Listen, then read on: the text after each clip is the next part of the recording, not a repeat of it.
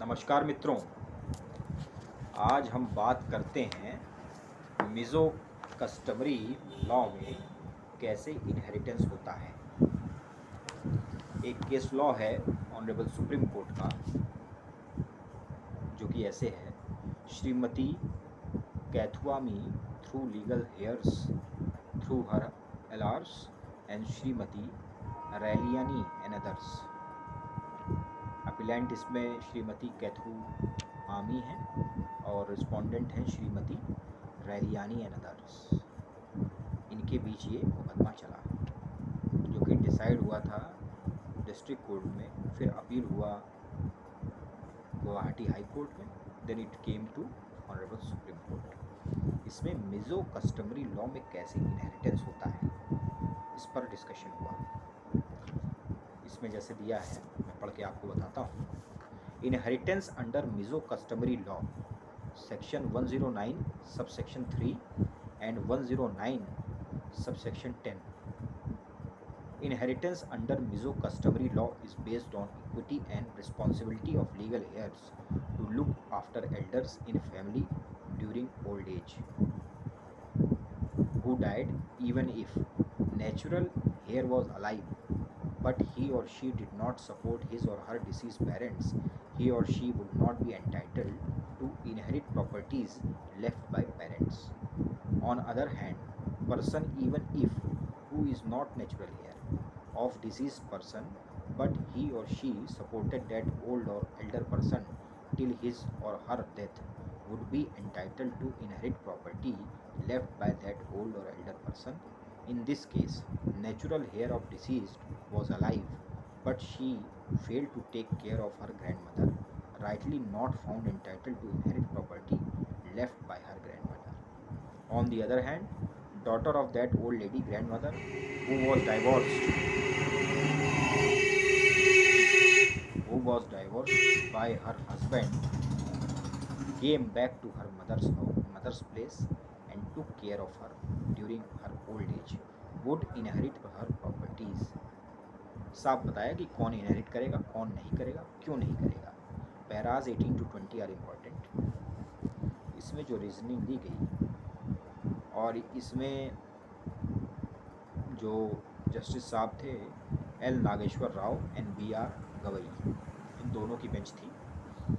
Mizo customary law में साफ है कि इनहेरिटेंस जो होगा वह based on equity and responsibility of legal heirs to look after their grand parents और पेरेंट्स।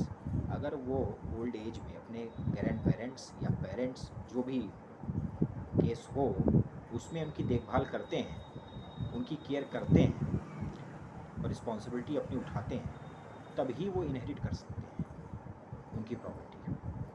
अगर वो ऐसा नहीं करते हैं तो इनहेरिटेंस उनको नहीं मिलेगा।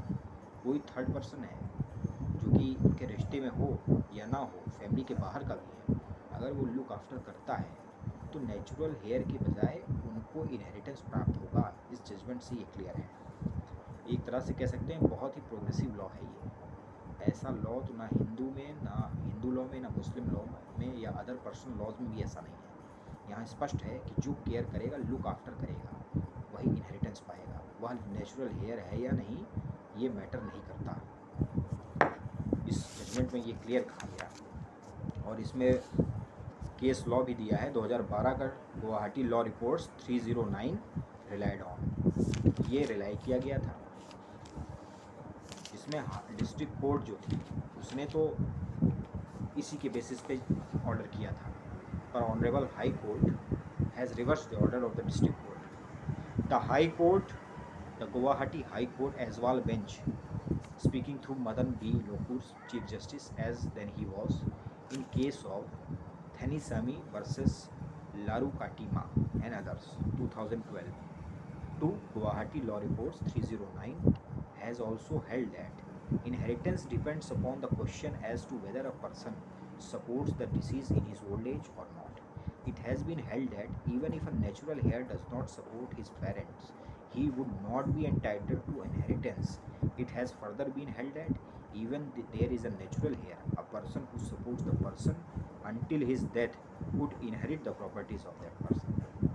साफ बताया है कि इनहेरिटेंस बेस्ड होगा, तो इक्विटी भी बेस्ड होगा, और रिस्पॉन्सिबिलिटी ये होगी कि ओल्ड एज में अपने पेरेंट्स या ग्रैंड पेरेंट्स की अगर हम केयर करते हैं तो इनहेरिटेंस की राइट है, otherwise there is no right to inherit the property of the said person. Clear बताया है।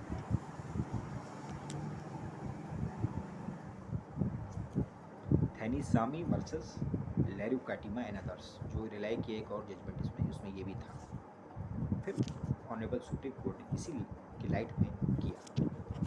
Section 109 subsection 3 and section 109 subsection 10 of the Mizo customary law observed that though as per the Mizo customary law it is the youngest son who would be entitled to inherit the property of his father, there is an ample scope for distribution of the property in a fair and reasonable manner. The district council court as well has found that in a case of a rich father the property can be divided proportionately amongst the son. इनके Mizo customary law में ये भी है कि जो property होती है वह सबसे यंगेस्ट सन जो होता है, सबसे छोटा बच्चा जो होता है, लड़का, वही इनहेरिट करता है।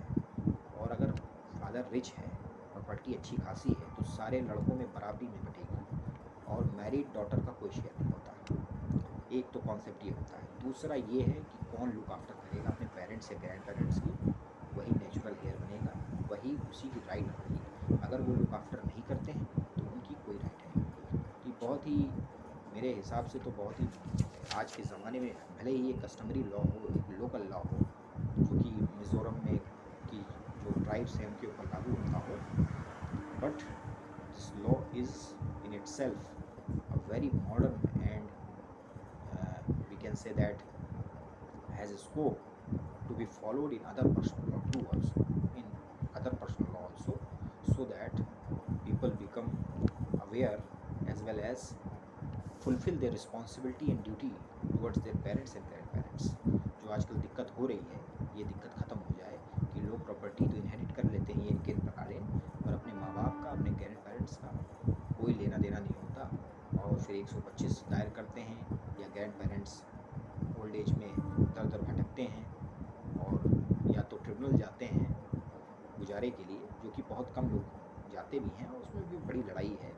इसलिए इस तरह का लॉ अगर हमारे यहाँ भी अडॉप्ट किया जाए तो बहुत अच्छा होगा, क्योंकि हम देखें अगर कस्टमरी लॉ जो कि हमारे यहाँ की ट्राइब्स या हमारे यहाँ की लोकल लॉज भी हैं, अगर उनमें भी अच्छी चीज़ है तो हमारे मॉडर्न लॉ को भी अडैप्ट करना चाहिए, जो कि बहुत अच्छी बात रहेगी। तो इस लॉ को, इस केस लॉ को ध्यान से आप नोट करें, और इसमें जो बातें कहेंगे उनको समझने वाली हैं। Mizo customary law is it is only the rights which are inherited, but it is also the responsibilities which are inherited. It is submitted that the inheritance depends upon the responsibilities discharged by legal heir towards his or her parent in their old age. Mizo customary law में केवल rights inherit नहीं होती, right के साथ साथ duty भी चलती है, और ड्यूटी भी इनहेरिट होती है।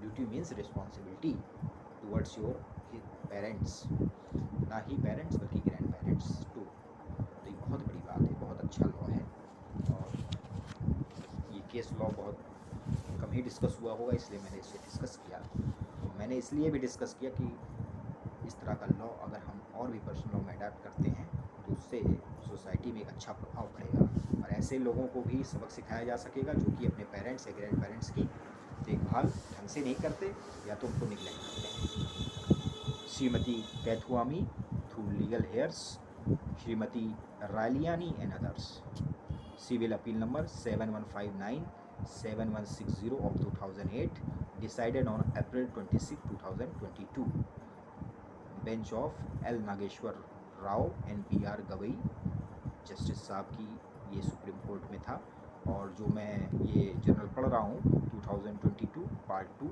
CAR civil appeal report 462 SC। तो ये साइटेशन है, बाकी मैं डिटेल वीडियो में अपलोड कर दूँगा। तो आज का वीडियो मैं यहीं समाप्त करता हूँ, और फिर नए केस लॉ के साथ फिर जल्दी ही आपके सामने उपस्थित होऊंगा। और अगर आपको वीडियो पसंद आए तो लाइक करें, शेयर करें, सब्सक्राइब करें, और कोई क्वेरी हो तो उसे ज़रूर मेरे व्हाट्सएप नंबर पे आप मैसेज कर सकते हैं। Thank you.